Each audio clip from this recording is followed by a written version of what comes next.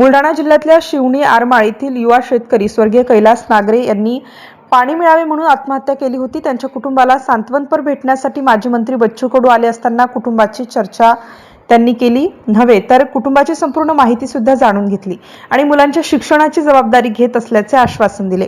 तर कैलास नागरे यांच्या आत्महत्येला बलिदानाची किनार आहे। त्यांच्या आत्महत्येला अधिकाऱ्यांची टोलवाटोली जबाबदार आहे। विधानसभेत मुख्यमंत्र्यांनी भाषणातही किती चुकीचे आहे हे सांगायला पाहिजे होते, अशी प्रतिक्रिया यांनी याप्रसंगी प्रसार माध्यमांशी बोलताना दिली। MCN न्यूज मराठीकरिता रवी शेगोकार, जळगाव। पाण्यासाठी युवा शेतकरी आहे, पुरस्कार प्राप्त आहे, त्यांना आपला जीव गमवावा लागला, काय नेमका भावना? तर कैलासच्या आत्महत्येला बलिदानाची किनार आहे आणि निव्वळ स्वतःसाठी नाही तर परिसरातील शेतकऱ्यांचं काही भलं व्हावं ह्या भावनेतून आलेलं नैराश्य आणि अधिकाऱ्यांनी केलेली घुमाघुमी खरं तर फार कारणीभूत आहे। मला या गोष्टीचं वाटतं का विधानसभेत मुख्यमंत्र्यांनी दिलेलं संभाषण आहे आणि त्या किती चुकीचं आहे, अस्तित्व त्याच्यातून कसा मार्ग निघेल ते त्यांनी सांगायला पाहिजे होतं।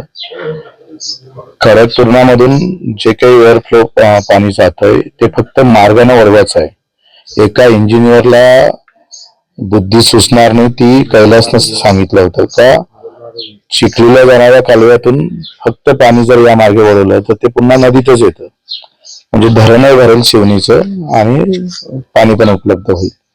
इंजिनियरला पैसे देऊन अक्कल नाही आणि एका शेतकऱ्याने अक्कल दिली, चांगली माहिती दिली तर त्याच्यावर कारवाई होत नाही।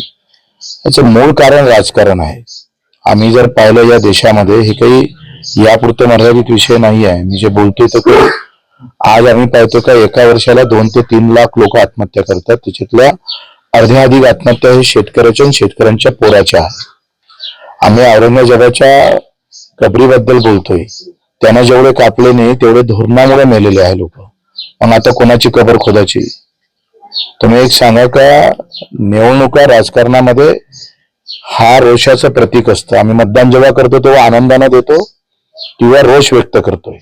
त्याच्यासाठी बाबासाहेब आंबेडकरांनी मतदानाचा अधिकार दिला आणि मतदानाचा अधिकार याच्यासाठी दिला का तुम्ही रोष व्यक्त करता आले पाहिजे, चांगलं झालं तर आनंद व्यक्त करता आला पाहिजे। पण राजकीय लोकांनी सगळ्या पार्टींनी व्यवस्थित आम्हाला घुमवलं आहे।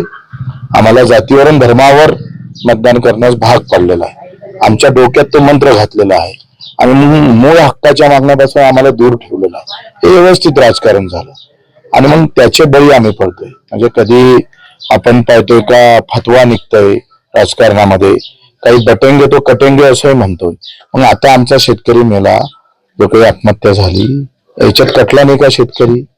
मग राज्य तर हिंदुत्ववाद्यांचंच आहे, मग या कटण्याला काही महत्व नाही का? इथं मरणारा हिंदू दिसत नाही का तुम्हाला? हे प्रश्न खरं तर याच्या मागचे मूळ कारण आहे। तर राजकीय व्यवस्था आम्ही फार व्यवस्थित बदलवली आणि तरुणांच्या माथ्यामध्ये डोक्यामध्ये झेंड्याचं, जातीचं, धर्माचं राजकारण टाकून मूळ बापाच्या कष्टाचं जे काही राजकारण व्हायला पाहिजे ते होत नाही। त्याचं मूळ कारण आहे। तुम्ही लक्षात घ्या, केंद्र आणि राज्याच्या बजेटमध्ये काय अवस्था आहे, किती पैसा ठेवला? 10 लाख कोटीचं बजेट सादर केलं अजित पवारांनी आणि त्या शेतकऱ्यासाठी किती पैसे ठेवले हे सांगता येतं का? त्यांना विचारा। 45 लाख करोड कोटीचं बजेट आहे केंद्राचं, तिथे आम्हाला किती पैसे ठेवले शेतकऱ्यासाठी? एकंदरीत ही सगळी फसवाफसवी आहे आणि आम्ही भडकत नाही। आम्ही 3.5 लाख शेतकरी मेला, आम्ही पेटून उठत नाही आणि पेटून उठणं शक्य नाही, कारण धर्माचे झेंडे हाती दिले। अंगात कपडे नसले तरी चालते घालाले, पण पक्षाचा झेंडा आम्ही जाती धर्माच्या नावानं मजबूत पकडलेला आहे। त्याचे हे मोठे परिणाम आम्हाला भोगावं लागतं। कुटुंब सध्या